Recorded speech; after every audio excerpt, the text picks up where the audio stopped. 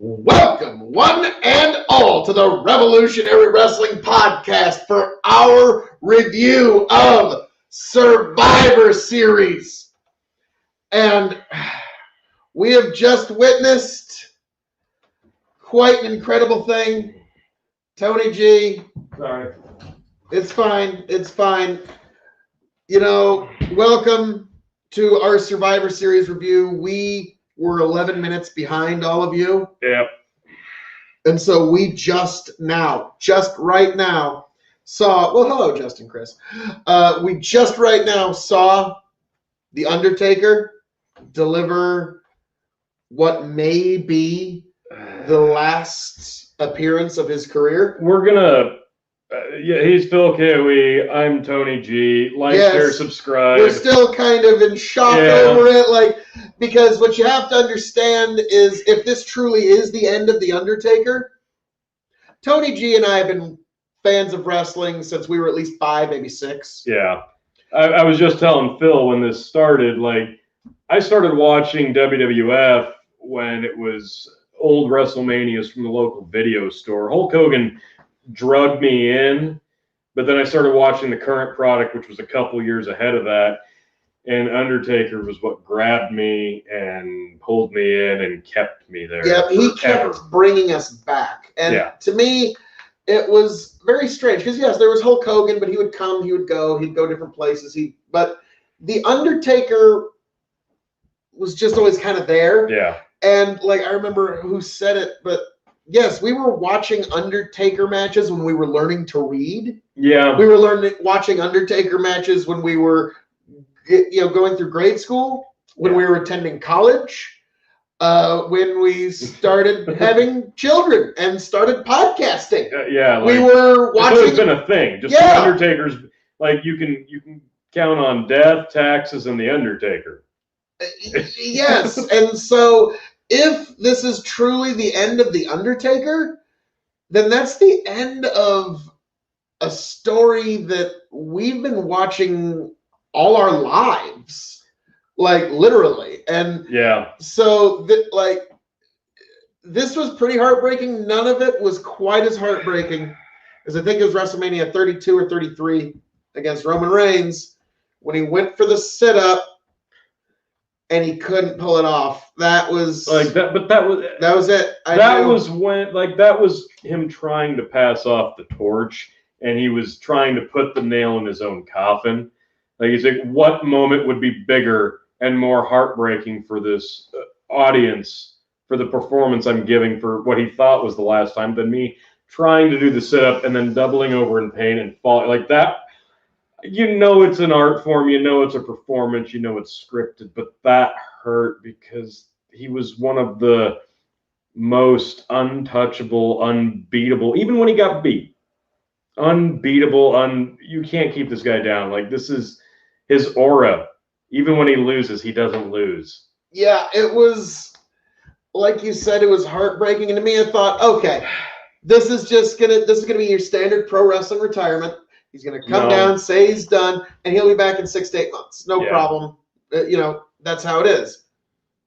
When I saw the BSK come down, and with people who don't know, that's Undertaker's biker gang. Yeah, I'll go through the list. But the full list of people on hand. We got Shane McMahon, Big Show, JBL, Jeff Hardy, Mick Foley, The Godfather, the Godwins, both of them, Savio Vega, Rikishi, Kevin Nash, Booker T, HBK, Ric Flair, Triple H, Kane, and Vince McMahon finally came out. It was probably a pre-record, and gave the speech to introduce The Undertaker, and then we got into it. And it was an epically long walk to the ring, and you just soak it in, because every time, for the last couple of years, you watch The Undertaker come to the ring thinking, is this it?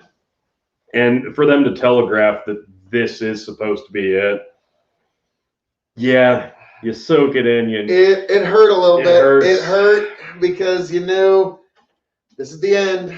This is the end of Undertaker. Yeah. If he does even come back, It's what I would predict. He's going to basically be just mean Mark Calloway with his MMA gloves. He's going to have the Terry Funk. All right, now here's going to be his style of wrestling. He's going to stand in the middle of the ring, throw hard shots at you, throw hard punches, and take hard punches without going off his feet. And he's just going to be that grizzled old veteran, tough as a $2 stick. That'll be, if he ever comes back again, if like somebody like pays him so much money, it's like, okay, Undertaker, we're going to give you $40 million and your own island off the coast of Greece to just come swing some punches in our ring one more time. Well, okay, I guess. That is good Saudi Arabia money. I mean, when we finally get to do international shows again.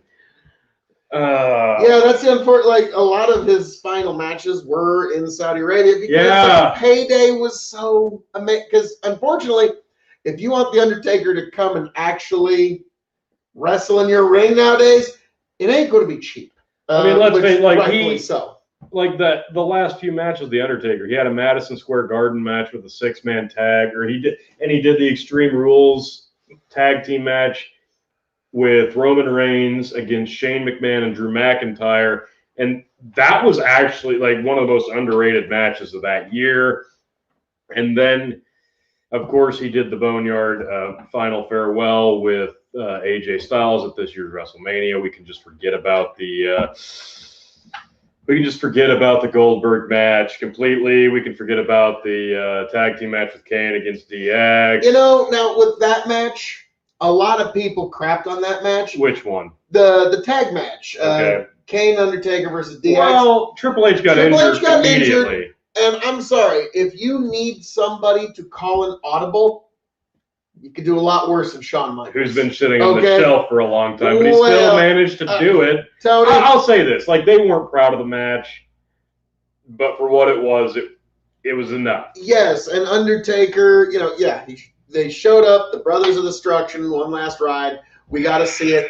What more can you complain? I can complain. Kane's a mayor, for God's sake. He carried the match. Like, Kane is a mayor, and he carried the match. I'll complain because before that, he had a match with Triple H, and he lost.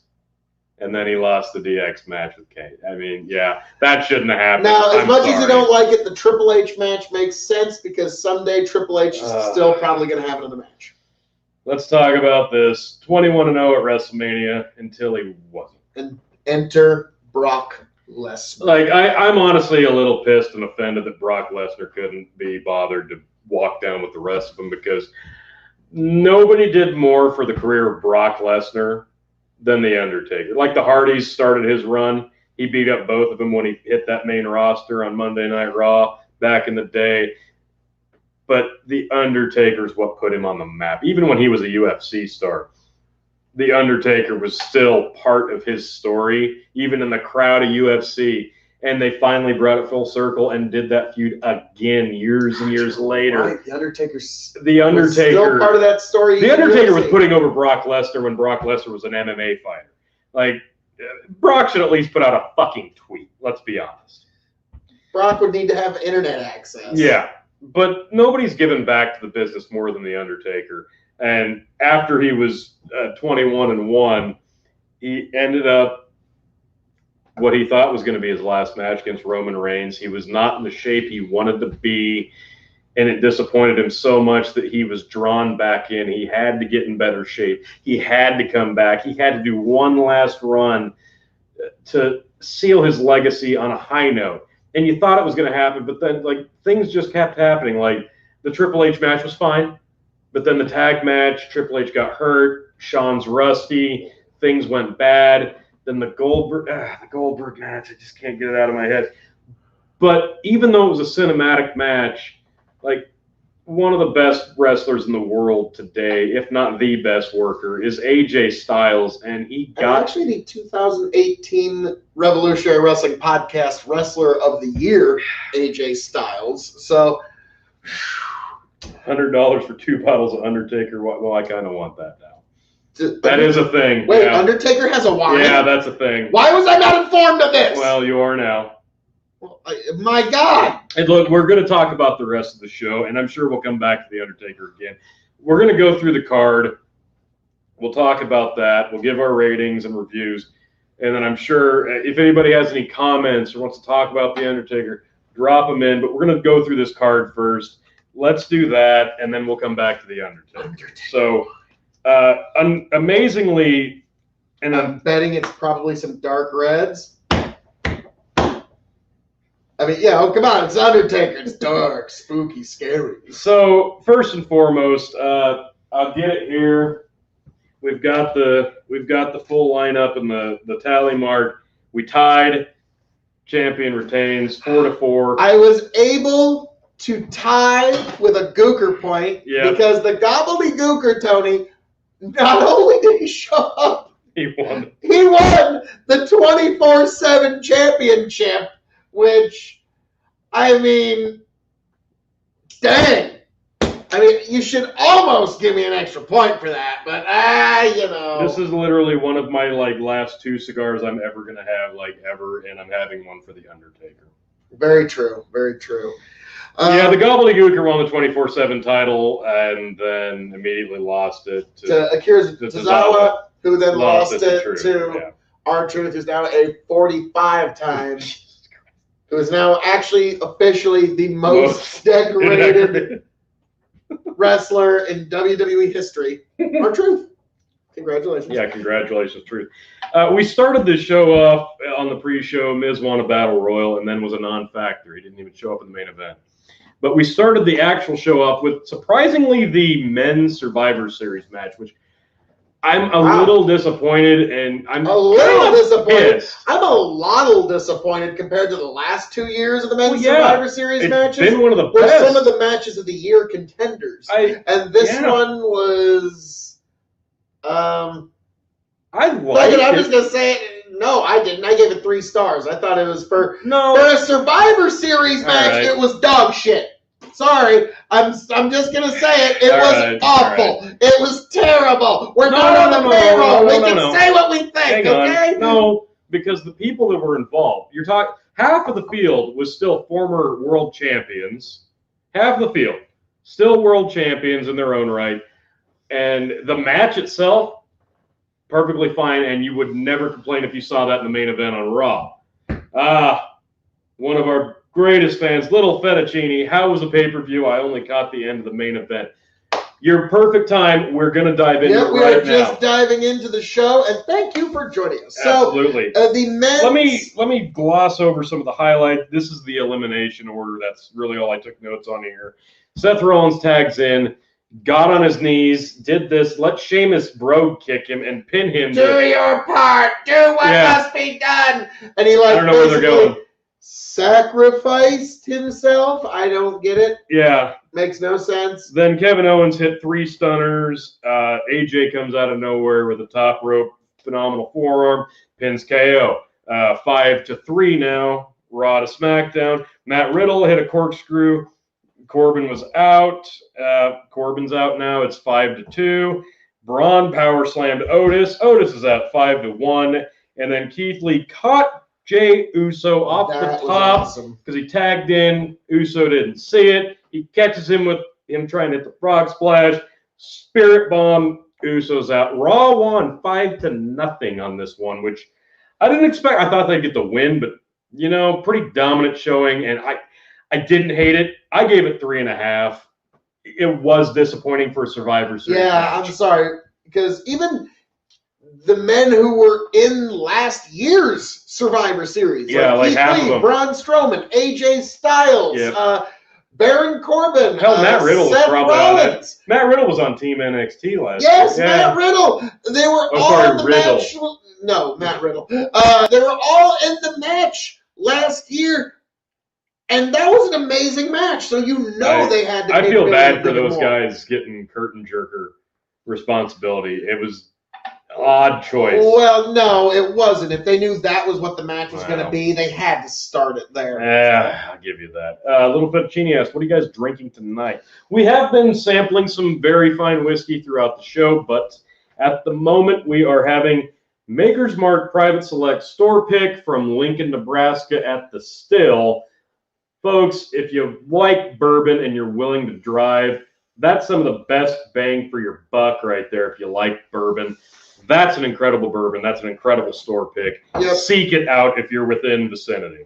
Yeah, wheated bourbons are all the rage, like the Wellers and the Pappies. Those are all wheated bourbons, and this is that stands up. This is a fine wheated bourbon. You're going to pay twice, if not 3 times, for something just the same quality. Yes, yes. So, Team Raw gets the win. We both had that picked. The next match was what you said was going to be match of the night. It came close. It came close on our scoring. The Street Profits and the New Day.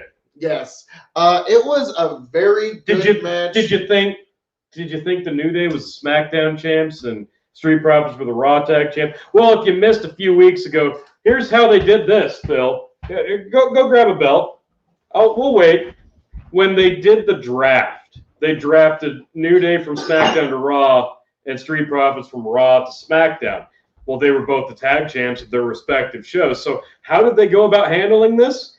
Adam Pearce is in the middle of this. Hey, you guys did a swap on the shows, so just do this. Just do that.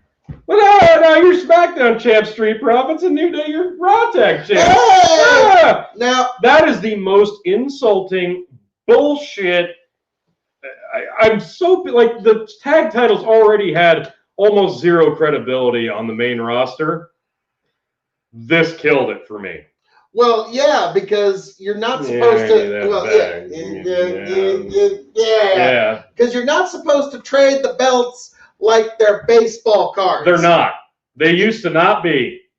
Yeah, those are pretty. God damn it! Like, it pisses me off. It really pisses me off to see how AEW treats the tag team division. I shit on the tag team division matches a lot in AEW, but they respect it. Vince hates tag team wrestling, and you can see it, and you felt it with that. But all that being said, the match itself, the New Day started strong really early. There was a spot where Kofi dove out that Montez Ford saved his spine or his life. Like, I don't know. He's a trained professional wrestler. They could probably jump over the top rope and take a bump and still. And then Angelo hit Xavier with a big face buster off it. Great spot there. The Profits fire up awesome. Montez Ford's amazing in performance. Just great. Kofi kicked out of a fucking Montez Ford splash. Not a lot of people do that, and it was a big moment for this one. Profits hit a massive super buff blockbuster tag team finishing maneuver. Montez is 15 foot in the air when he hits this thing. That had to hurt like hell. Doomsday buff blockbuster. So, okay. That was an incredible move. Guys. 1, 2, 3. For the sake of the longevity of your careers, you don't need to make that your finish for every match. No, but I think it was fitting for this one. I wish it was on a bigger stage. But the Street Profits with the win clean over the New Day. And that was another passing of the torch moment, right? You were right about that, but I don't think the New Day's done. It's time. It is. You need, if nothing else, they need to establish new stars so the New Day has some dance partners to actually have some good matches with. Because I'm afraid, the New Day's one of the only acts. The Usos are moving on. The Usos aren't there to do anything with the New Day, so they need some new dance partners, and the Street Profits are it. I will say about the New Day, though, over the last 3-4 years, even though they don't give tag team wrestling the credit it deserves, the New Day has, for better or worse, been one of the most consistently well-booked acts on the main roster, bar none. You can't fuck the New Day up. Even when they try to, the New Day overcomes it. So, and they did great here. This was a fine match. We both actually gave it 3.75, which is a pretty impressive mark given 2020. Yeah, and eventually when they do break up the Street Profits, just strap a rocket to Montez Ford's back. We'll say it every month. Put a Universal or World Heavyweight title on it and don't even waste time with the Intercontinental United States. No. Honestly? No. I want to see him with the IC belt because I think that adds a little bit of legitimacy. That's the working man style, and that is a working man professional wrestler. That dude, I think, deserves an Intercontinental title run that would actually mean something. You know I'm right. Yeah, you would have been right. One belt designing belt, I think if but you not since the new one. God.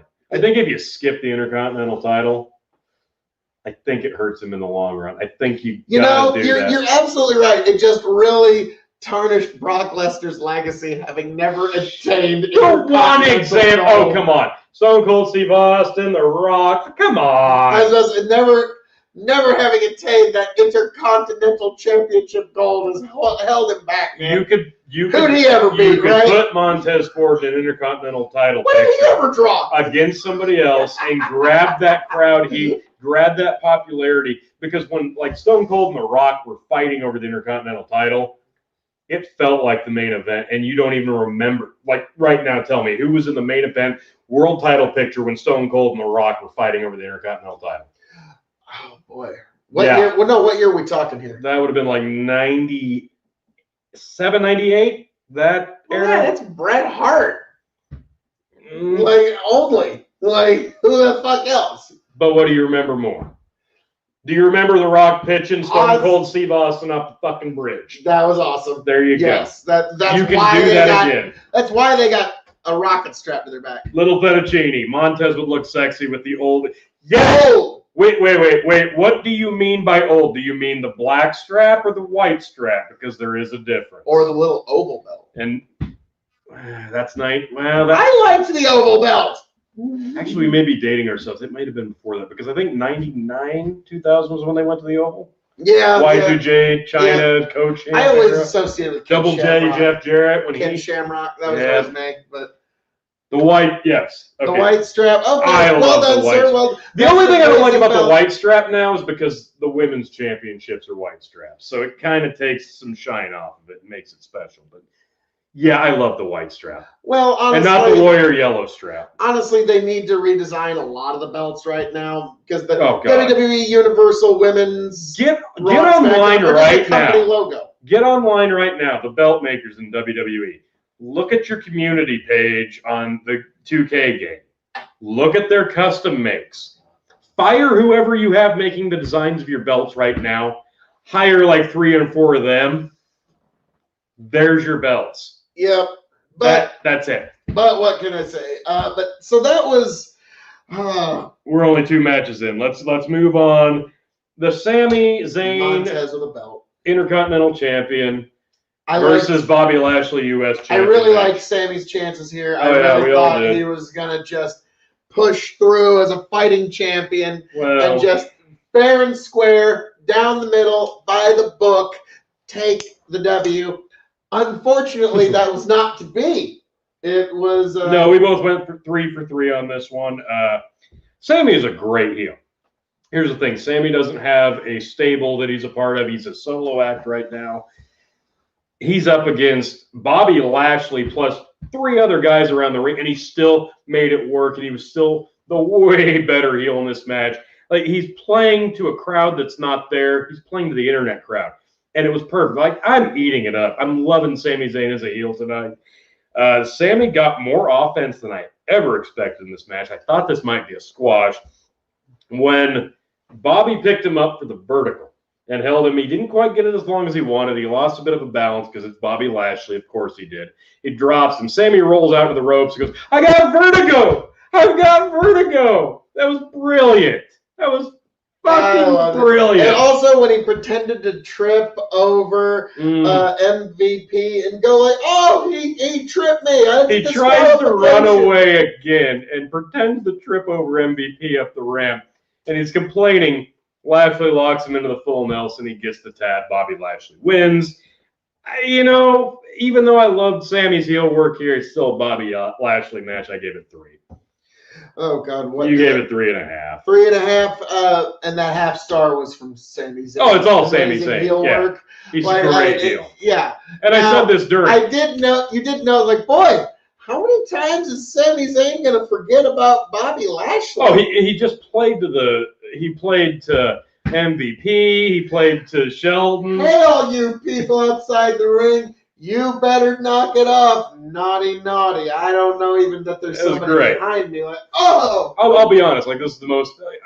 I'm glad the Hurt Business got to do something other than feud with Apollo Crews, but Retribution bored me a lot. This actually felt fun. I'm more excited now to see what they do next, so it worked. Good job, Sami Zayn. Yeah, way to get somebody else over, Sami. Like, they're never gonna fire you unless you do something really, really, really, really bad, because you get people over. It worked for Braun Strowman. Sami for Syria. Sami's great. Moving along. They don't like that too much. A match that I was kind of expecting. I think it's a good idea, though. Yeah. A match I did expect to be good, and it was. Asuka, the Raw Women's Champ, versus Sasha Banks, the SmackDown Women's Champ. Right out of the gate, there was kind of this. They've got a good style clash. Like, it works for these two. Like, they always put together a solid match. But pretty quick into the match, there was a good counter into the Banks statement. You're like, if we didn't know better, you're like, oh shit, they could go home here, but you know better. But it worked. It was really nice. Goes for Asuka. She goes for the Asuka lock, and then Sasha kind of countered into a bunch of different. They had this weird submission battle going back and forth, and you didn't know who was going to get the upper hand. I loved that. They both do it so well. Sasha bends and contorts her body into weird submissions that you don't quite see coming. Asuka sells it great.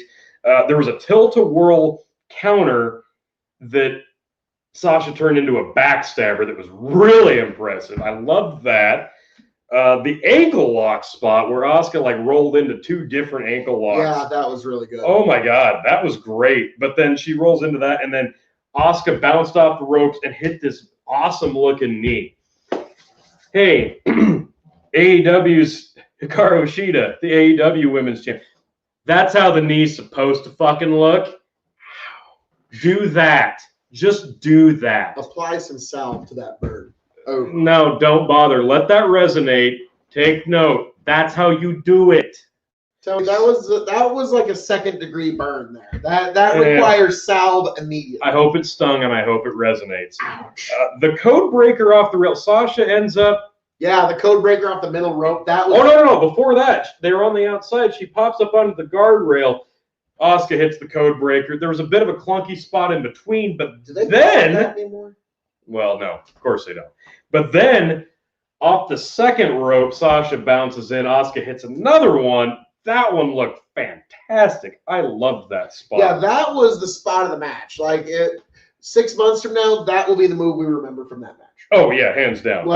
They both beat the count off the guardrail one. When they got back in, she hit it off the second rope. Marvelous spot. Loved that. Even better. Then they went. I love when they get in sync, regardless of who it is, and trade roll-ups and fishermen into pins. I love that. And these two did it. There was a couple clunky spots where they tried for a pin, but they saved it. When both wrestlers are going at fourth gear, okay, there's going to be a couple of times when you're grinding the gear. Yeah. But great trades. They got it. Yeah, they got there in the end. Sasha got the roll-up. Surprisingly, Sasha won. We both had Asuka. I should have taken Sasha. Yeah. And then I would have actually taken it with the Goker. Little Fettuccine, would the Survivor Series pay-per-view different vibe if it was on Thanksgiving or on Saturday to compete versus Roy Jones versus Mike Tyson? God, that's coming up, isn't it? Well, here's the thing.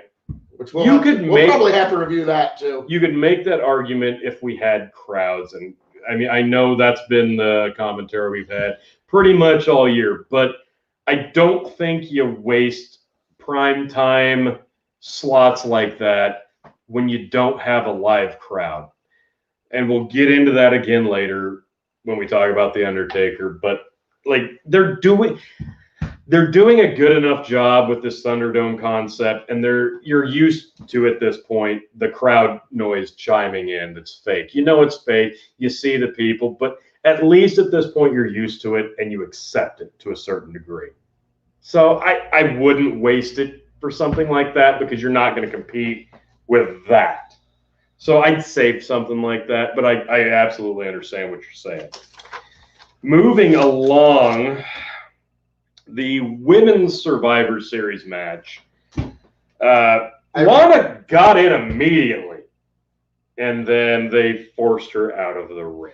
I was about to say, really, the star of the match who showed her real catch-as-catch-can abilities and like her abilities as a rare luchador and like it's just that hard Japanese strong style. Lana, you really shine through on all of it. I mean, like it was a feast for the eyes of like a lucha strong style that has never been seen before. And really, I'm sure like you can expect a like 12-star rating from Mr. Meltzer. So the real highlights, let me glance through this quickly. Yeah, I'm sorry. I was just chuckling at that whole like Lana just standing there on like she was a dejected kid in timeout. Like I don't know why it just made me laugh. Like she looked like I just got caught stealing a cookie in the cookie jar and I'm in timeout now. Like it was the funniest thing.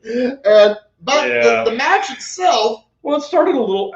I don't want to say clunky, but it was a little busy right out of the gate. No. Like after, Nia Jax. But it didn't really pick up for us until Peyton Royce, honestly, I really like Peyton Royce, but she got in and she hits a superplex to the outside onto Bayley, onto everybody else. Usually we're not a huge fan of these spots, but for some reason it worked. Snapped. This one worked. It was a big spot. And the only person not involved, Lana, on the steps, just standing there looking dejected. So it kind of worked in this regard. I remembered it. Then Peyton puts Bayley out. Like, Bayley was one of the favorites to go all the way. Bayley's out immediately. That shocked me. Then Natty kind of botched what submission was she going for? Like a surfboard? Yeah. And she botched the hell out of it. She saved it pretty quick and just stopped. She turned it into a sharpshooter, and then Peyton taps out, which I'm a big Peyton fan, but understandable. That was the order of things. Peyton, because unfortunately it's no longer a thing, your performance this evening, I'll wait till Tony's got that down, was positively iconic. Yes. Fair enough. So then Lacey Evans gets in. There's a trade back and forth. She gives Natty the KO. The women's right, knocks her out. Natty's gone. You're going to need a little more for what's coming up. Yeah. Then Lacey Evans and Bianca Belair up to the top. Spanish Fly. Now, these are two tall, stockier women. Understand this. Like, there's some density there on these two guys. Like, they're muscular, tall women. They hit a pretty damn impressive Spanish Fly. Like, not everybody needs to do this move. I think it's dangerous. I think it's almost a little bit unnecessary. It's unnecessary for A, it's dangerous. Yeah. And B, it's one of those moves in modern wrestling that I qualify just under horse shit. Because you let it happen for the cruiserweights, but when you see everybody do it, like I don't mean to be a dick about this, but like to sound a little bit like Jim Cornette. Okay, I tell you what, you show me the last MMA fight UFC championship match that featured a Spanish Fly, and I will fucking shit a chicken for you. Oh my god! The thing here, like, it looked good, it was fine in this kind of match. You wouldn't want to see Lacey Evans hit this every other week. No, but it was impressive that they could do it. Like normally, like Mustafa Ali is usually one of the guys you can count on to really deliver a quality one. He's just got a different center of gravity than these two women. That's why I kind of was impressed by it. I'm glad it happened here and not like on a Raw. But that wasn't an end for Belair. Yeah, that was a hard flat. Shayna, you liked this spot. I didn't love it. There's this false finish weird thing with a roll up where Ruby Riott had the pin on Shayna, and the ref was distracted, but then somehow Shayna like choked out Ruby Riott in the middle of this. Yes. I actually liked that they were using that basic convention, and also Shayna got herself disqualified. Hang on, but the thing about this spot specifically was she chokes out Ruby Riott while the ref's distracted. That didn't need to happen. Like, why couldn't she do it while the ref's looking straight at? Like, Ruby has the roll-up pin, but she can't get it because she gets a shoulder up and gets the choke out. I just like the fact that like it kept both of them kind of strong in a way where like she had the pin, but she was holding the rear naked, and we all know that like a rear naked is something that puts you out pretty quick. Right, but I liked it. I think I don't think you needed a ref distraction here. I think they could have done it a different way. Shayna needed to look strong in this moment, not Ruby. Like, Shayna's been so mishandled. Shayna looked awful strong in this match. Fine, but they've ruined her this year. I get they're trying to get her credibility back, but they started out this year making Shayna look like an unstoppable Brock Lesnar type presence, and they fumbled it badly. They're trying to get it at WrestleMania, but that's underlying circumstances with Becky Lynch. Shayna and Asuka could have some conversations about that particular arc. Everything was looking up. I was just on an incredible roll. Then I got to WrestleMania. Yeah, there's that. So the Ruby Riot's out. She gets choked out by Shayna. Liv gets in, gets some decent offense. Liv did a jumping roll up, pins Lacey Evans. Lacey looked pretty good in this match. Like, I was a fan of her in this match. Lacey's out. Nia Jax does a Samoan drop to Liv, pins her. Liv Morgan's out. She looks strong, gets pinned. No problems there. The springboard that Bianca Belair does off the ropes to Jerry style and looks good doing it, hits the rope, doing the handstand, hits the back elbow into Shayna, but Shayna locks in that rear naked choke. Usually, you get an immediate tap on that. Bianca Belair not only held on to this thing, she got to the rope and got a break, but she's out freaking cold. Shayna holds on to the choke. The ref counts 5. Shayna gets DQ'd. This was good. It made Bianca look strong, but it made Baszler look like a beast. So that was perfect. And it's the old adage, you're never going to win a fight with a referee. Mm-hmm. And she's like, no, I had the submission. You're supposed to. And that she thought, it's perfect for that convention. The only thing I would have changed on that is we all know when you're in a choke for too terribly long, you're out. Yeah. So I think the scramble. You had to suspend disbelief. The scramble to the rope should have been much faster. Yes. And then the holding should have maintained. That would have actually 100% right. Yes, that would have made that spot flawless. Should mention at this point, Nia got dumped out during this exchange, but as soon as Shayna was DQ'd, Nia is now legal because of course she is. Meanwhile, Lana's still standing on the steps, just standing there. So now Nia's legal. She immediately attacks Bianca on the outside, and they're trading shots into the guardrail, trying to KO him on the outside so they can get the count out win. Neither one beat the count. Nia gets dumped over the guardrail. Bianca is about a second away from getting back in the ring. Both women get counted out. Bianca being the last member of Team SmackDown. That's it. That's the match. Your sole survivor. Lana. Yeah. We both had Team SmackDown on the Women's Survivor Series match, and Lana somehow did this. I hated this finish because I think after 9 straight weeks of getting dumped through the announce table, Lana deserved to probably fuck Nia Jax really hard over in this match, and she didn't get that. Instead, she had to stand there after about a minute and a half of in-ring competition, and then she gets the win by default. I'm not saying Lana's because she has the temerity to be married to somebody that's in an AEW. Well, she stuck it out this long, but my God, I wanted to see a different ending. I get it.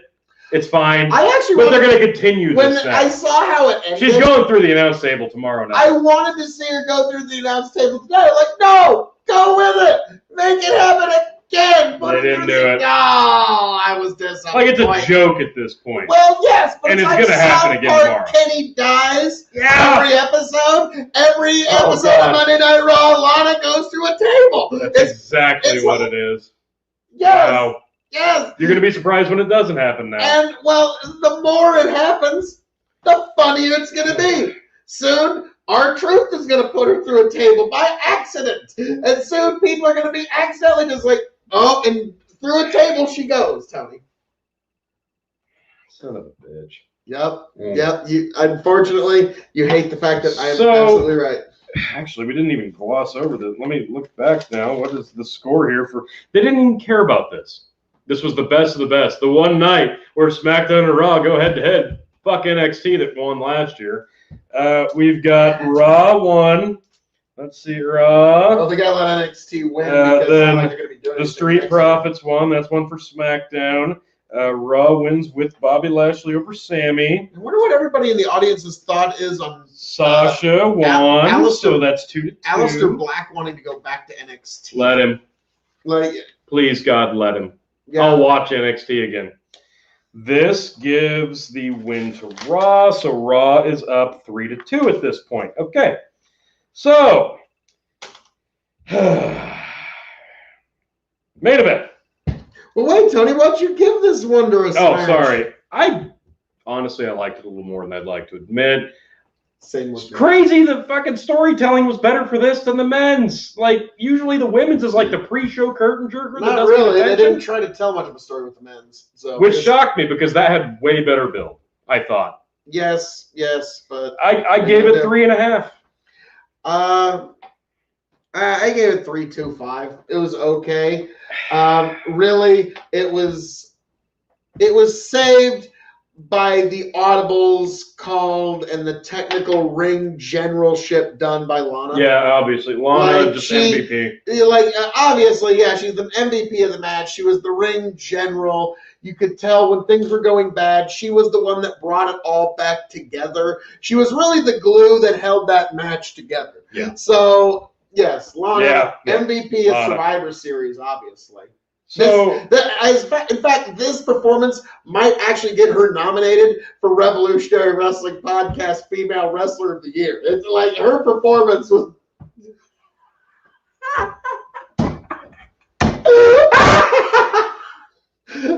Well, Tony. Well, sorry. To be frank, what incredible catch can wrestling could you like? Be fair, it's not like AEW is putting anybody on the ballot this year here. Moving along. Ouch. Main event time. All right, let's get to it. And Brandy. Jesus Christ. Yeah, Brandy has to win. He just has to. So, Drew McIntyre, the Raw World Champion against the SmackDown Universal Champion, Roman Reigns with Paul Heyman. I got to say, like, the package for this was great. I loved the build of this match. The awkward, it's a little awkward to look at now, but Randy Orton won the title. The Hell in a Cell. Drew gets it back on the Go Home Raw. That means 3 out of the last 4 years of Survivor Series, the title has changed hands the week before Survivor Series. Like, it's almost expected at this point. So it kind of killed it for me on Raw. Like, I'm like, obviously they're going to do this. So why did Randy Orton even win it? To make him a 14-time champion. So he's tied with Flair. No, he's closer to tying John Cena because I think I'm sticking with this John Cena, Randy Orton in one or both of their last matches. God, I think so. Yeah. So like, a meeting of 2 16-time world champions. That's a WrestleMania main event, and I believe it because it's John Cena and Randy Orton, 2 of the Ruthless Aggression era's biggest fucking stars. Cena's not coming back until he's cashed his last Hollywood check. He will still come back. That being said, this match, both Randy Orton and Drew McIntyre have been killing it as far as their feud goes. Like, I'm more invested in Randy Orton than I've ever been. Probably ever. Drew McIntyre is getting a lot out of Randy Orton. So it was a lot of great heat coming into this match against Roman Reigns. Roman Reigns as a heel works. It works. He's got that Je ne sais quoi. He's just so calculated, calm, cool. His non-charisma works as a heel, and the charisma oozes out a lot more. He doesn't have to fire up and play to the crowd because the crowd was never going to be behind him as a good guy. It was forced. This isn't forced. They wanted this. They got it. So I loved the psych from both guys. Like, the psychology was on point. Like, Roman Reigns is just pissed off, annoyed, frustrated right out of the gate. Drew McIntyre, there was a point where he's in the ring standing there after he dumped Roman out, where he just looks, tilts his head, gives a little smirk. I'm like, that's it. That's the little notes and the little things that count, that make you a great worker. And Drew McIntyre is a great wrestler already.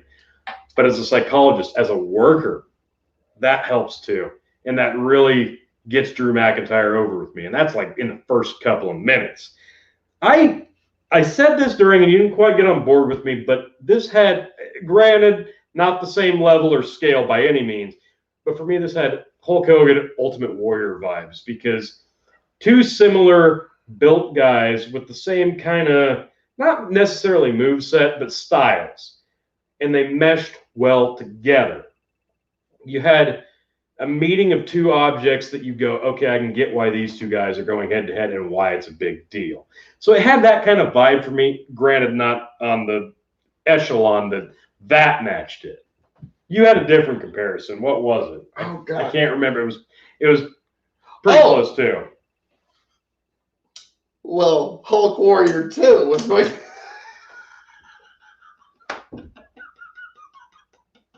Go fuck yourself. I can't remember. Do you remember what my... No, I should have wrote it down. But when Roman started hitting some offense, you're like, okay, he's going to take over. But no, then Drew came back.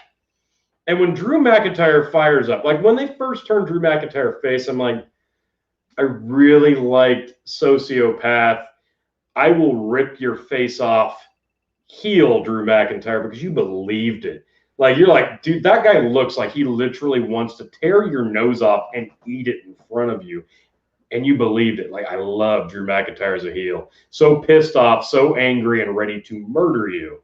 Then when they first started turning him heel, I'm like, okay, he's not bad as a face. Can I get on board? And eventually he won me over. And when he started firing up on this match as a good guy, I'm like, damn it, it works. He's good as both. It's solidified at this point. Oh, was the feud when Jeff Jarrett left the roadie? No, that wasn't the feud. No, wasn't it? No, damn it. Jesus right, Christ. I'll get there. Now I lost my spot. Roman Reigns throws this big Superman punch, which is usually a match ender, right? He misses that. Drew McIntyre spins it out. Massive spine buster. Woo! Great spine buster spot. Like, we pop for a spine buster. Like, I didn't think a good spine buster. What can I say? Drew hits this massive headbutt. They both trade boots. There was a duck from a clothesline, another duck, and then a massive DDT from McIntyre. Great little series there. Loved that. Drew counters the spear into a Kimura lock. We didn't see coming. He hits that. We're just like, we're compelled at this point. The storytelling is there. It's on point. Great stuff. Roman, they get outside. Roman drops Drew through the announce table with a Samoan drop, and then comes back, rolls in, comes back out, spear through the barricade. That was pretty awesome. That was actually, you know, sometimes it's overdone. No, worked here. Loved it. Roman countered the Claymore into a spear. Then finally Roman hits the Claymore. Then there was a ref bump where we think Roman maybe Roman like really whacked his head into the ref. And after the match, you can see him rubbing his temple and checking it. Like, he looked like he might have actually whacked his head a little bit. But he had the wherewithal to finish the match. Getting into the guillotine looked very awkward for him. He didn't look like he was a full presence of mind. And I'll be honest, like, this one kind of surprised me because Jey Uso comes out, hits a super kick on Drew. And I called this during. I said, Jey's either going to come out and, you know, help Roman win, or he's going to cost Roman the win. I was convinced at this point he's going to cost Roman the win because he fucked up earlier in the Survivor Series match. But no, he hits that. Drew gets locked in the guillotine. I'm like, there's no other way to make Drew look stronger than powering out of the Roman Reigns guillotine, and you get him over big here. Nope. He's out. That was the match. After the super kick, he did hit a low blow, then locked in the guillotine.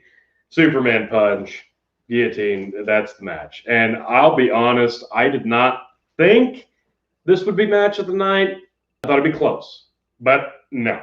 Match of the night, 4 stars. I also gave it a 4-star rating because this was an incredibly great physical altercation. Uso got involved.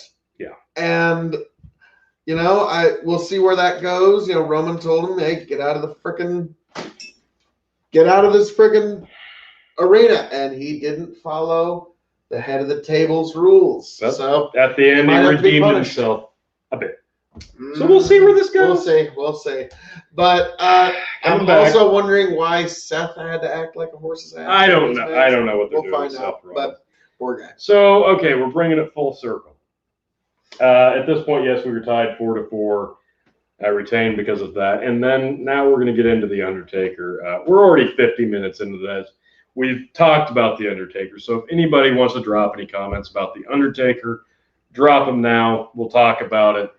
But, man, for those of you who have not watched the Undertaker Last Ride series on the WWE Network, like literally, when you're done with this, I need to watch it. When you're done with this, go watch that. At least the first episode. You're going to be hooked immediately. You're going to try to not watch all of them, and it's going to be hard. But you got to watch this because this series is like he's broken characters so little in his career, 30 years, that seeing the man Mark Calloway talk about his career, talk about The Undertaker like it's somebody else, like it breaks your heart to see Mark Calloway, the man, sitting in a chair talking blatantly about his career. A legend. Oh my! In all books, legend doesn't even come close to describing The Undertaker, unfortunately. But yes, double legend, triple legend. I'll get into that in a minute. But yeah, watch The Undertaker Last Ride, and then watch the rest of it because it's amazing. Little Fettuccine, quick question here. What's a good bottle of Scotch to buy for a birthday gift? I'm willing to spend about $150. Phil's going to give you some examples real quick. Me personally, I'm a big fan of the Glenfiddich line. 15, 18, you're going to come well under 150. Marvelous stuff. You can't go wrong with the 15 or 18. Good stuff. Love it. The Dalmore 12 is only about $60 a bottle. The 15, about 120. Really nice there. If you want to go a little more, Dalmore 18. This is what you need to get for somebody you care. The Dalmore 15, depending on where you are, it's got a nice, lovely little stag head there. Depending on where you are, this is going to be about $100 to $120 a bottle. This is one of the best bottles of Scotch you'll ever get. If you want to save a little bit of money but still get them a very fine bottle of Scotch, Johnny Walker Green Label costs about $80, and it's an amazingly 60 to 80 depending. One of the better bangs for your like. This is a Scotch that's worth $150. Take everything you know about Johnny Walker, throw it out the window because Green Label, bang for your buck. Blue Label doesn't even touch it for that. Well, yeah, and it's not your typical blend because it's a blend of 15 single malts that are all aged 15 years. Yeah. So this is a very unique product. 15-year age statement, you will not go wrong. But I am a personal lover of the Dalmore. This is my personal favorite distillery in the world. And this, I cannot recommend the Dalmore 15-year enough because it's an amazingly good Scotch. Also, personal favorite, the Macallan 15, specifically the Macallan 15 triple cask.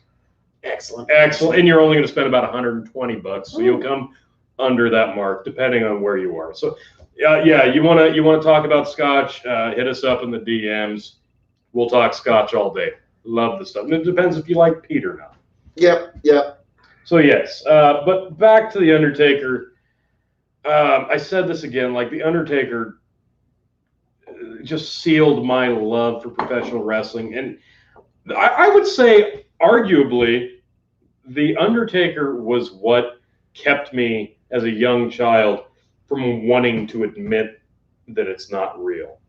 The aura of the Undertaker kept me pretending not to believe that it's all a work longer than it should have, because I'm like, this guy's so good at what he does. He's so committed to his character. He's so committed to protecting kayfabe that you don't want to believe that there's not an undead mortician named the Undertaker that exists in the world. Like, he's just part of the world. He's like an undead zombie that has telekinesis and lightning, and you just wanted to believe it so badly that you couldn't admit that wrestling wasn't real. It's the old adage of Terry Funk. I can't make you believe wrestling's real, but I can make you believe that I'm real. Exactly. And The Undertaker did that better than almost anybody else. Justin Chris, and check him out on the Yanked Up podcast. Absolutely. Just starting up. Go give him a like, share, subscribe. Good stuff here. Justin Chris, you're not the only one. His comment, all my favorite wrestlers are all retired or have passed away. Everyone from Randy Savage to Ric Flair and now The Undertaker.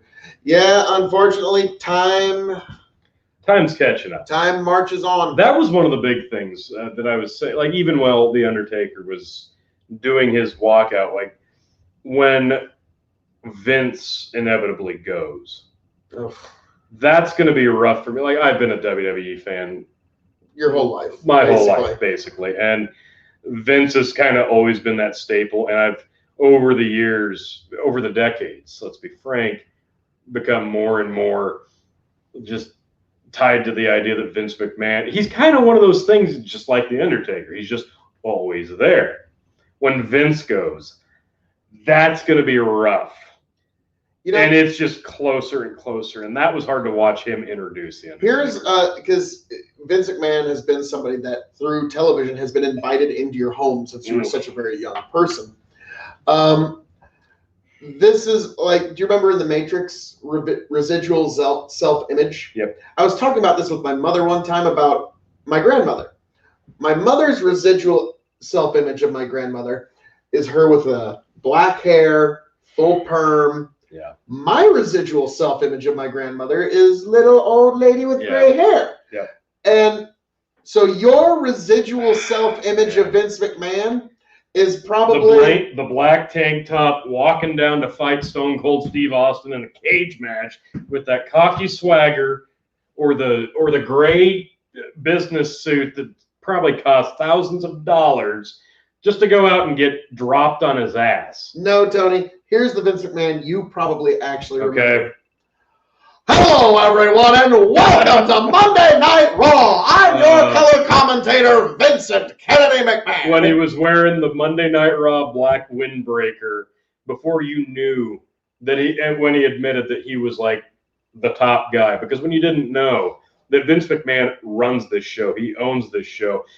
He's Vince McMahon, the color commentator. And I've talked to people older than me, I'll get there, who didn't realize that Vince was the main guy. And I didn't either because I was much younger. But people older than me that didn't realize Vince was the top dog in this company, they're like, well, he never should have come out from behind the desk and said that.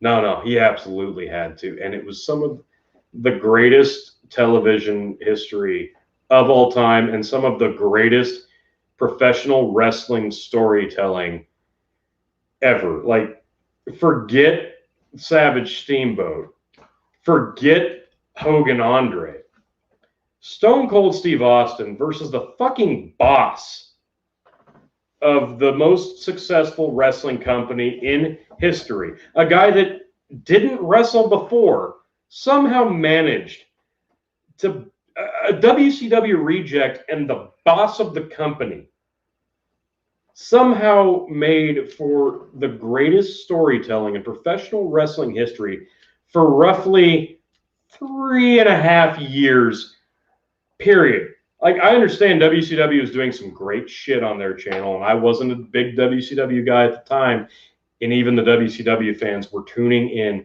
for Vince McMahon, Stone Cold Steve Austin. And even when Vince was feuding with somebody else, you're like, this guy, it's in his blood, and he's not even a wrestler. So when one of the most over people ever and the Boss got in there, it was incredible. And to bring it full circle, when the Undertaker would feud with Vince McMahon, I still remember vividly when the Undertaker broke Vince McMahon's leg or ankle with the ring steps. It was such good stuff. To quote Vince McMahon, it's good shit. God, that guy would just go out and let anything happen to him, wouldn't he? Justin Chris, I said this to Phil while we were watching. Some of his matches were gruesome. Flair versus Taker, WrestleMania X8. Yes, I said that was one of the most underrated matches on his WrestleMania resume. Because The Rock Hogan overshadowed everything. Exactly. If you take that match out, that's probably match of the night. Yeah, I remember I was really happy with that one. Because it's Taker Flair. Yeah. Come on. Sad we didn't get a Vince entrance, no lie, though. Vince looks, it's rough. This is, in terms of Vince's look, tell me if this wouldn't improve. Now, Vince hates facial hair, but imagine him growing a big, thick Viking beard. It would fill out his face, and it would actually revitalize him and make him look a lot younger. Just giving Vince a big old Viking beard and make him look manly. And apparently, he has a really thick beard, so he would get. He's got like crazy facial hair, but he will not let it grow out. Little fettuccine. I would love to see Vince do commentary again. You know, God, what match can you say would be the best? Like Vince, don't get me wrong, Vince is still doing commentary, Phil. He's still in Gorilla. Saying it into Michael Cole's ear. Yeah, he's talking into Michael Cole's ear. So you are getting Vince McMahon's commentary, because Michael Cole, the reason he's lasted as long as he has is because he can still think while someone is talking into his ear. Michael Cole has kind of been Vince McMahon's Husky Harris to Bray Wyatt's Husky. You know, the Huskus the pig, like he's a puppet. Like Bray Wyatt's telling Huskus the pig what to fucking say. Yeah, it's Michael Cole and Vince McMahon. Michael Cole. And then I go to job and meet Vince McMahon, my best friend. There's got to be a match, though, that like would be fitting of Vince's last color commentary. God. Would it be Shane? Maybe. Shane's last match. Because you know it's going to be passionate. Shane's last match. Shane Triple H. Oh. There you go. Yeah. Vince, there it is. Vince kind of does. Son versus son-in-law. Vince does have to call that one, doesn't he?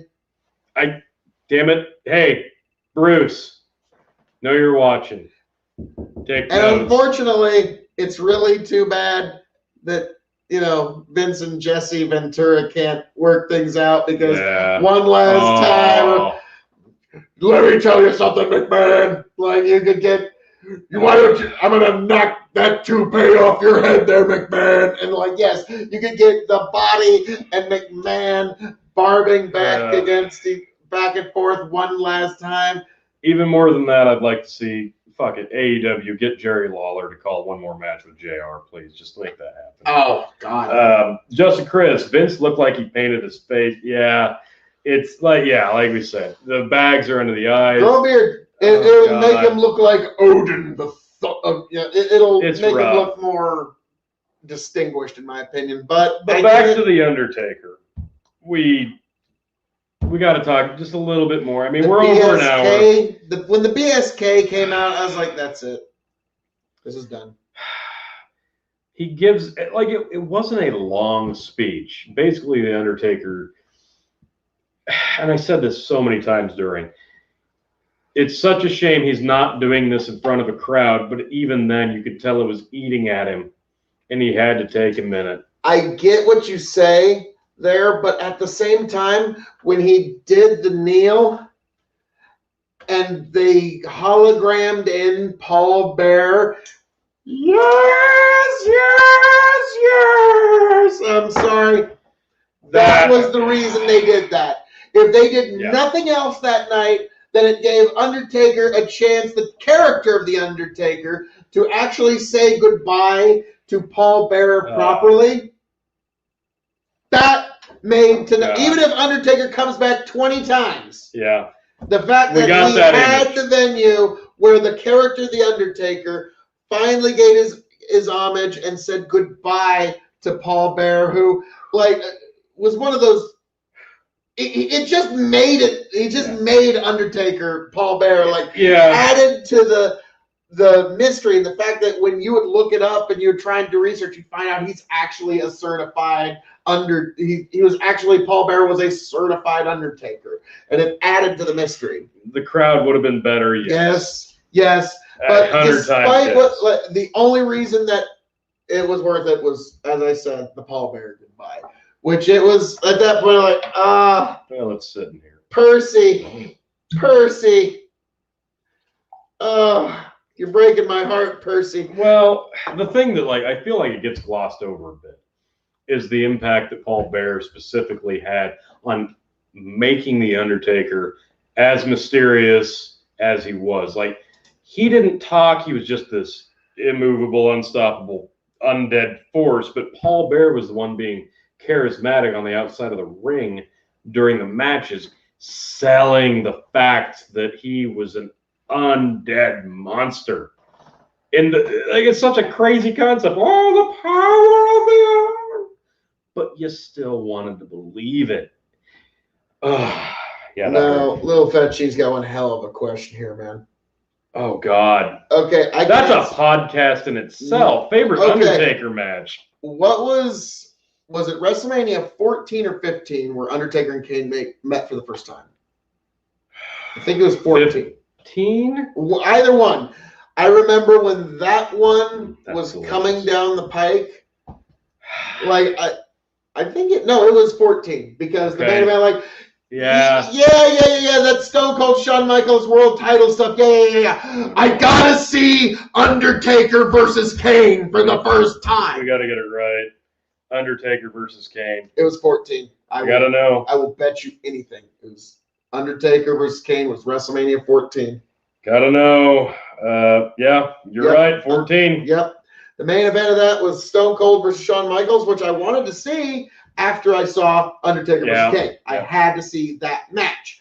And now a lot of people shit all over that match, but when Undertaker had to hit Kane with the tombstone pile driver 3 times, and even on the third one, Kane still kind of acted like he was kicking out at 3.1.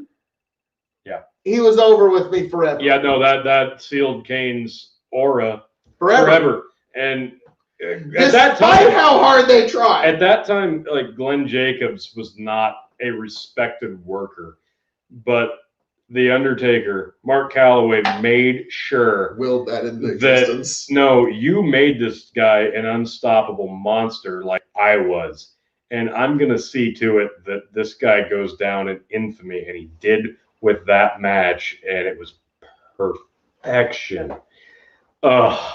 Yes. And then obviously you have to throw in the obvious Mankind Undertaker. Okay. I'm not even going to count the Shawn Michaels Hell in a Cell. I'm not going to count the Mankind Hell in a Cell. I'm not going to count the Shawn Michaels amazing classic. The first one, the second one was great too, but the first one was even better. I think for me, the WrestleMania. And I didn't watch it live. I watched it a couple years after the fact. The Triple H Undertaker at 17 was amazing. But in their second match was great, but their third meeting at WrestleMania, the Hell in a Cell with Shawn Michaels as the guest referee, that was one of the greatest storytelling moments in professional wrestling history. And if you have not watched Triple H versus The Undertaker, Hell in a Cell, WrestleMania with Shawn Michaels as the guest referee, all 3 guys were so on point with everything they did. It's just, I could watch that over and over and over and over, and it's so compelling. You know what's going to happen, but you feel it, and it's deep. And then the last moment where they're all three on the ramp, just grizzled veterans just slumped over each other. Oh God, what a moment. For me, that one just sticks out. I cried. And I didn't even watch that shit live. Imagine how I watched it live. Yeah. Also, it does bear noting, the match that brought me back to professional wrestling was Brock Lesnar versus The Undertaker one last time. The last time they ever wrestled, Hell in a Cell, 2015.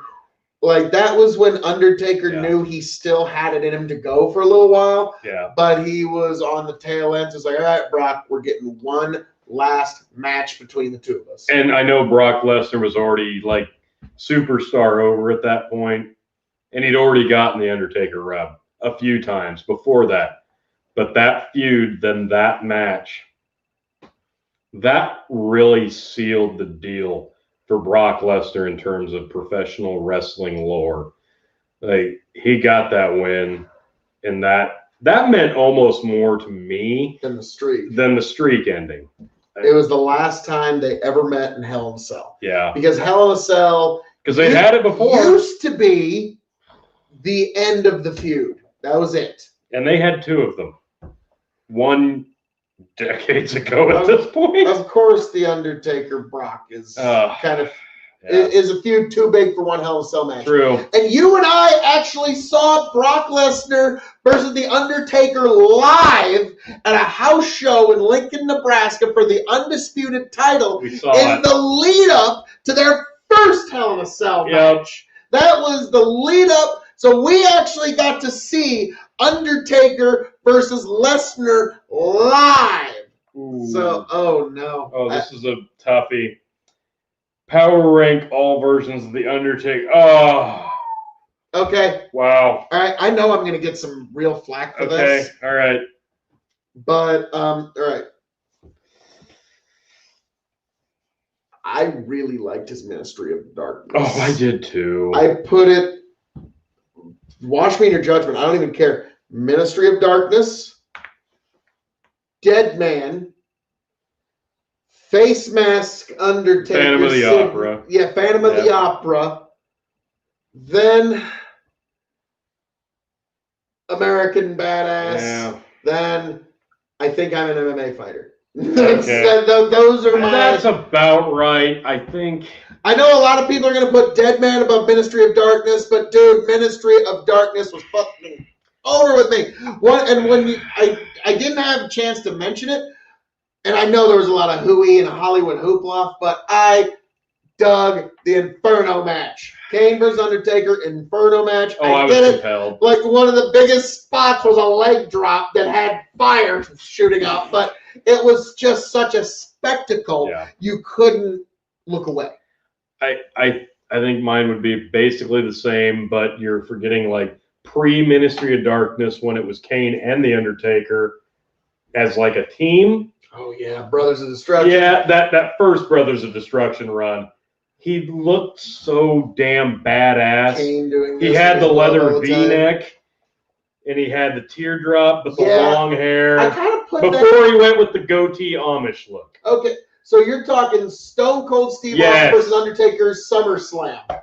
That is basically you're talking peak Taker. Pinnacle. That right there. Pinnacle. That's pinnacle Undertaker as far as I'm concerned. But somehow, even years after that, after he did the Ministry of Darkness, after he did Biker Taker, when he came back as Dead Man against Kane again, he went on to have another like 5-6 year run as the Dead Man there. Mm-hmm. But yeah, that first Brothers of Destruction run, like that's what's etched in here for me. Yeah. And I'll never forget the Raw is War, where Undertaker refused to fight Kane because it works. And then Paul Bearer, every single match during Raw. Mm. It didn't matter what it was. It'd be like the Headbangers versus whoever. And then you'd hear Kane's music hit. Kane would come out, choke slamming in the tombstone everybody. Paul Bearer, this is because of you, Undertaker. This will continue until you accept Kane's challenge, Undertaker. Yeah. Then the next match would be like Hardcore Holly versus whoever. Yeah. And then Kane's hit music hits. He smashes everybody in the ring. This cannot stop Undertaker. All you must do to let the world of wrestling, the World Wrestling Federation, be normal again is accept Kane's challenge, Undertaker. And then, Paul Bearer getting the match over as only Paul Bearer can. And then, that was an entire episode of Raw's War, where every single match, Kane came out and stomped everybody, and he was over with me for the next 15 years. Yeah. Like, after that, no, all right. So, off of the aura of The Undertaker, Paul Bearer cutting promos, and about 15 choke slams. Yeah. Kane got over with me pretty much forever. So, Undertaker's aura was able to make new people. Glenn Jacobs has a career now, thanks to The Undertaker. Yeah. And I do appreciate that when he came down, he was the only one that just stayed in marauding gimmick, and him and Taker, true to the end. At no point in Taker's promo did he go, and you know what, folks? Thank y'all for coming. I do appreciate you just, give me the love and respect. Yeah. Boy, it's been a fun old jolly time, ain't it? Yeah. No, he knew better than that. So he can do that on a podcast. But Kane and Undertaker understood what they were doing until the very end. Yeah. And I really wonder, do you think Kane's done, or is he ever going to come in for a retirement match? I would assume Kane's got one more in. 3, depending on how much the Saudis are paying. Okay, fair enough. That's, let's be frank. That's what that last match was we were talking about earlier. It's all right, I could pad the retirement fund. That was always do that. Nope. I think at this point, let's just raise a glass. To Undertaker.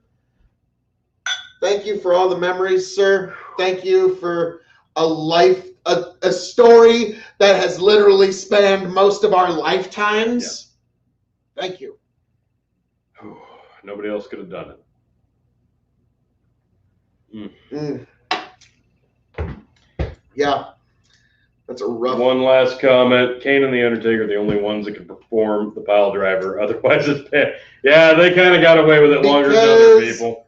Well, because, and thank you, Taker.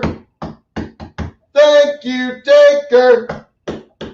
Thank you, Taker. Oh, Lord. What a journey. Yeah. And it's like that documentary I showed you. If you've never been a fan of The Undertaker before, it's kind of too late. There's no way for you to experience the story that we did of a narrative across 3 decades. Yeah. Well over 20 some odd years. I think we got one last. No, I haven't seen this yet. Did you guys watch Undertaker do the hot? I've heard. No, I haven't yet. I was about to say, this has been a little too hot. You're going to have to give us a night before we. This is a little rough, man. Oh, God. But so. We'll get there. But Undertaker, I hope this isn't the last time we see him. I would honestly just like to see Mean Mark Calloway come and do just a couple. But if it happens, it happens. But any predictions for Raw and SmackDown this upcoming week? Honestly, this Undertaker returns. Yeah. God damn it. This is the point where, on the go-homes, they kind of did the stuff that they would have done on the pay-per-view had Raw and SmackDown not been going head-to-head. So you got to see... For the only time this year. Yeah, you got to see the Murphy-Rollins match on SmackDown. You got to see Orton-McIntyre title change on Raw. So this is kind of the restart, but they're heading into TLC. And honestly, I don't know what they're going to do to close out the year. I'm a little perplexed. I'll be honest. I don't know what they're going to continue other than Lana's going through the announce I remember a couple of years ago when TLC was going to be the last SmackDown exclusive pay-per-view. Yeah. And I remember it was way too many pay-per-views. It was kind of sad to see it go at the same time. And, I remember SmackDown, the SmackDown pay-per-view, this was their whole strategy. Okay. All right, AJ, we're going to have you go out and do very good wrestling. Yep, do that. Can you do that, AJ? Always.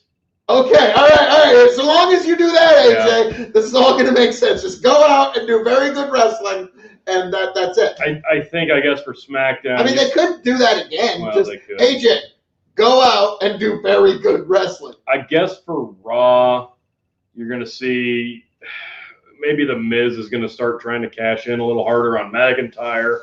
On SmackDown, you're going to see... You might see Seth Rollins at least come up with some explanation for his weird-ass behavior. That's going to go somewhere. I don't know who Roman Reigns is going to go up against. Drop it by Friday. Poor guy. But wait, what? You make it? No, we got this whole new thing. Sasha's going to feud with Carmella. The Street Profits will probably feud with the Hurt Business some more. This is a very big prediction of mine. I think Lana's going to go through the table. Yeah, that's going to happen. Yeah, I think that's just without. I don't know. I'm guessing the TLC build-up's going to be a little weak. I'm not expecting a lot to close out the year. What? Yeah. I was about to say, I think most wrestling companies are just like, can we just get through this year, please, and just put this one behind us? And we do have a year in review coming up very soon. We do have TLC on the 20th, but yes, in December. And then does AEW have anything else? No, not until February. Oh, wow. Well, they do have, AEW does have Kenny Omega versus John Moxley for the world title happening early December. It's going to be on Dynamite, and I'll be frank, spoiler alert. Oh, crap. John Moxley's dropping the title. We got to get a bottle of Japanese whiskey at some point because Wrestle Kingdom, or are they shut down entirely? No, they're going to be a kingdom. They'll be a kingdom. Okay, we shall see, folks. And I would like to see Drew and I said that during the match. I thought this was hands down their best match yet. Love to see it at Mania. Heel Roman, face Drew is a WrestleMania rematch. Yeah. That's a WrestleMania main event. So, yeah, that will be quite that. So we got TLC, and then it's the year in review, which you're going to see Tony G and Phil K.O.E. get into it because we got some differences of opinion this particular year when it comes to wrestling. In fact, I think this year's year in review might be our most contentious video yet. You're not it has the potential. Yeah, so folks who haven't yet, that like, share, subscribe, hit the bell because the year in review, it's going to be a long one.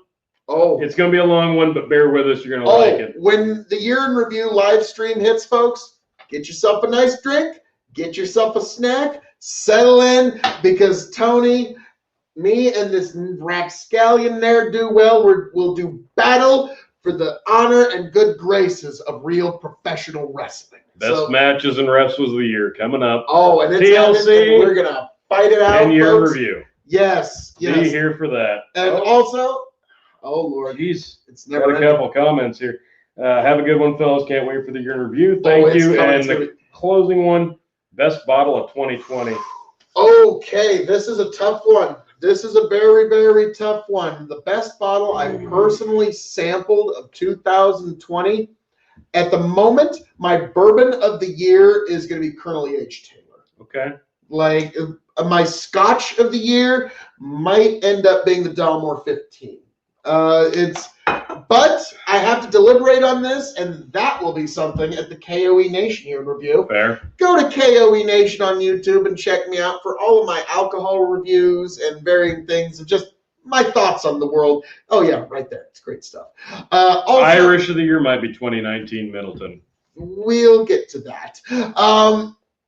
But also, folks, give us right here a like, a share, a subscribe, because you know it's the right thing to do. You're right here at the Revolutionary Wrestling Podcast. You can keep up with all the crazy content we do around here. But, Tony, as I'm known to say around here, all that being said, thank you for joining us for Survivor Series. This was one hell of a show, and most importantly of all, it was the potential last ride of The Undertaker. Yes. Thank you for joining us. Thank you for being here. Please give us a like, a share, a subscribe, and be sure to join us as we go into the future, as we find out more. What will the world of wrestling look like in 2021? Find out with us, folks. And if you want to find out more about the crazy, wild, wacky world that we live in, head on over to Big Bucket Entertainment, where you can see Tony Chicken on the Dog and Chicken Show with your King of Extreme, making his guest appearances whenever necessary. That is, folks, this has been an amazing evening. Thank you for joining us. I am the devilishly handsome outlaw himself, your King of Extreme, Phil K.O.E., signing off and handing it off to my indomitable broadcast partner, the one, the only, Tony fucking G, your 8-time champion, the Blend Master. Hit that bell, get subscribed for TLC review and our year-end review. Thank you so much for joining us. We love it. We love it so much to have you all here with us. Peace out, little fettuccine and Justin Chris. Biggest fans. Thank you so much. We will catch you next month.